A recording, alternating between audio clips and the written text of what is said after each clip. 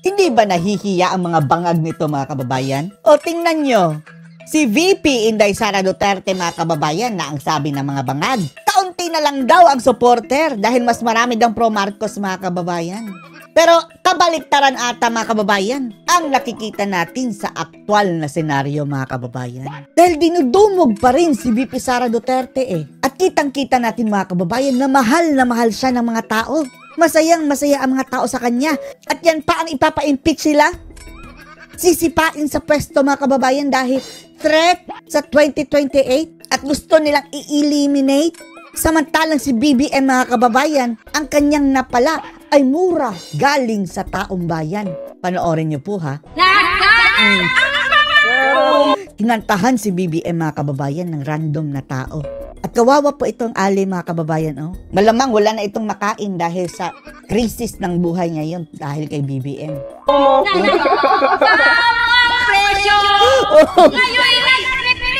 Triple na ang presyo. Hinarangan niya ang daan mga kababayan. Ewan lang natin ha. Protesta niya ba yan? O mukhang hindi na nakakain mga kababayan dahil ang galunggong na mura. 350 na daw.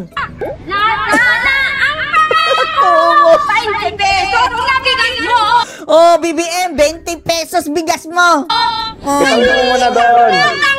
Wala na. Isang gatang na lang.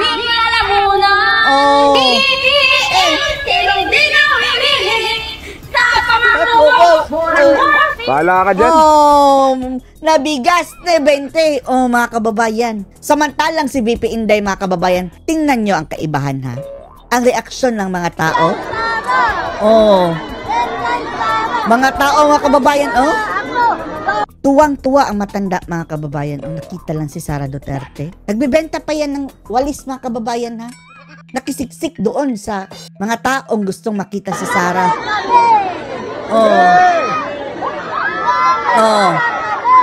Tingnan nyo mga kababayan yung mga tao. Yan ang gusto nyong sipain sa pwesto. Hinalal ng 32 million na Filipinos. Ang kapal na mukha nyo tambaluslos at bangag. Lisa Araneta Marcos.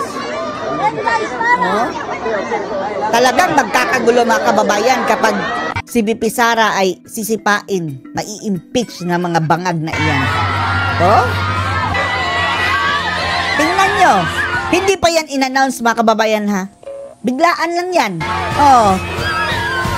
At tingnan nyo ang mga tao mga kababayan, sigawan. Masayang masaya. Lahat nakangiti mga kababayan. Hindi kagaya ni BBM na ang inyong mga ngiti, yung mga alamano, kaway sa hangin. Walang pamansin. Tuwang-tuwa ang mga tao.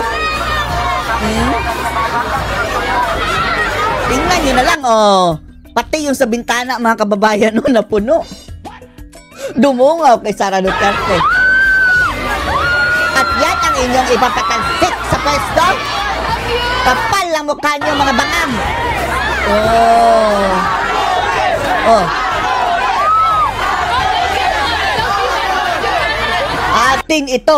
Ating ito. Sigaw ng mga tao, mga kababayan.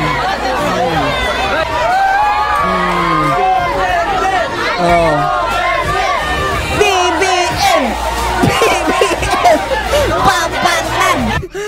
Kawawa naman si BBM mga kababayan. Hindi na yan matitikman ni BBM mga kababayan yung ganyang mga cheer ng tao. Traidor Mayroon na lang papalakpak mga kababayan kapag mayroong ibibigay na ayuda. Tapos napilitan pa yung mga pumalakpak. Ang iba nga hindi. Ito si Sara mga kababayan, walang ayuda. Hindi inanunsyo. Rockstar. Si BBM, yung isang gobernador mga kababayan, nakiusap pa. Sigaw natin BBM. Parang nasa kuweba. Forward natin ha. 3 oras si Sara mga kababayan, hindi na. Isang kalye lang. Inabot ng 3 oras, umabot lang sa dulo. Si Vice President Sara Duterte kung saan mainit itong sinalubong ng mga taga-Sugbo. Habang ikaw, BBM, sige, gawin mo yan sa Sugbo. Cebu yung Sugbo, mga kababayan. Tingnan natin kung mayroon bang sisigaw na ganyan sa'yo. Siguro, mayroong sisigaw pero ang isigaw, bangag! No, ganyan. Kaya ang sabi nila mga kababayan, nagdadala na daw yan ng sariling cheer squad. Mga bayarang tagasigaw. Para kunwari mga kababayan, mayroong mga supporters. Babalita si Charmaine Balago. Hindi magkamayaw ang mga residente ng Barangay Dulho Fatima sa pagsalubong nila kay Vice President Inday Sara Duterte. Malalakas na hiyawan at kaliwat ka ng selfie ang Kaliwat ka pinaunlakan ng ng selfie. bise sa mga taga-suportang Cebuano. Umaga pa lang nitong Miyerkules nang nakipagkamustahan na ang pangalawang Pangulo sa ilang barangay ng Cebu. Kasama si dating Cebu City Ang Mayor inyong mga ngiti, mga alamano, BBM, tingnan nyo. Michael Rama sa pagbisita nito sa mga taga-suporta.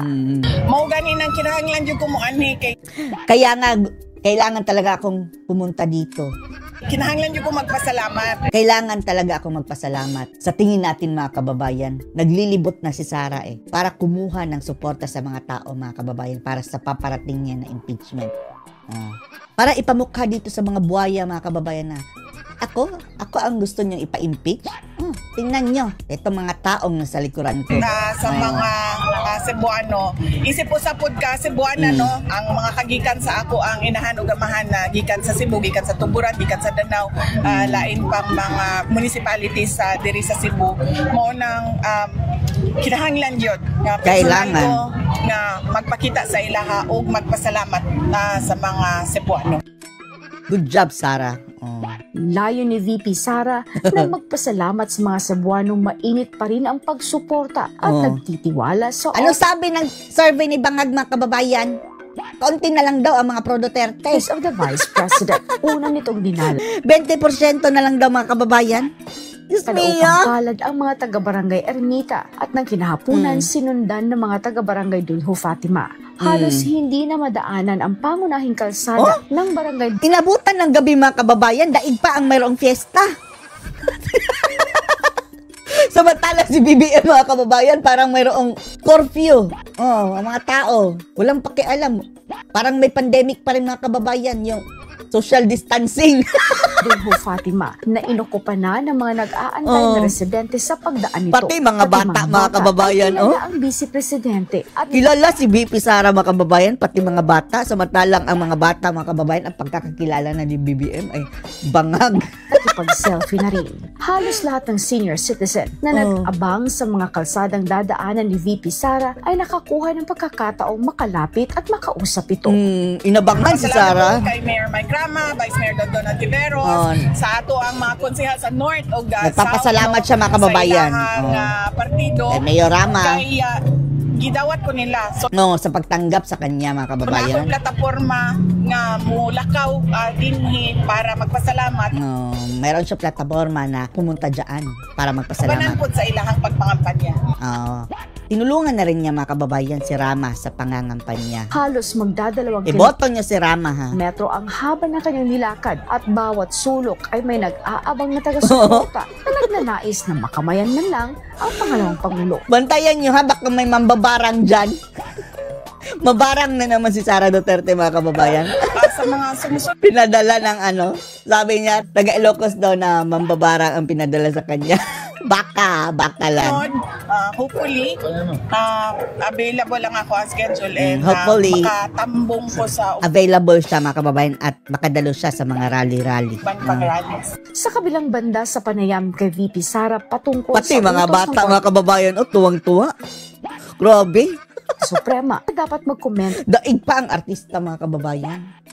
ang Kamara at Senado hinggil sa pagpapawalang bisa ng ika-4 na impeachment case ay ito lang ang kanyang naging sagot. O ang mga abogado po ang mas nakasabot kung unsa ang proseso sa impeachment. Ang mga abogado daw ang mas nakakaintindi sa proseso ng impeachment. Sa tanong kung bakit wala ito nung bumisita si dating Pangulong Duterte sa ginawang indignation rally ng Ito mga kababayan, laban dito sa in support ito kay VP Sara mga kababayan ha. Ang daming tao! Cebu ay mabilis ang naging tugon nito. Yes, of course. Oo.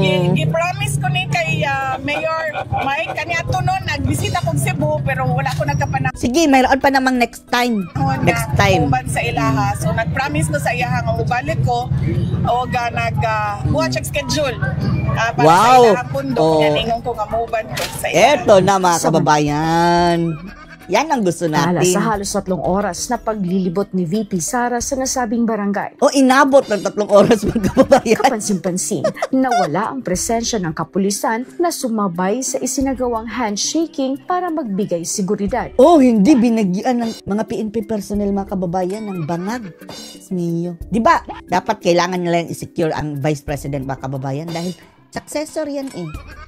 Wala dang PNP. Sa pangalawang Pangulo ng Bansa. No, pasalamat ko kay Mayor Mike Rama, Vice Mayor Don Tiveros, sa ato ang mga konsehal sa North o South, no, sa ilahang partido, kay gidawat ko nila. So na ako yung plataforma nga Salamat daw siya dahil tinanggap. mulakaw dinhi para magpasalamat ubanan po sa ilahang pagpangampanya. Inaasahang muling maglilibot si VP Sara sa ilan pang mga barangay ng syudad bukas ng umaga. Para sa Diyos at sa Why pang bukas? Pilipinas kong mahal. Ito Ano masasabi niya dito mga kababayan? Na eto ang gusto nilang patalsikin sa pwesto na mahal na sambay ng Pilipino. Post your comments below.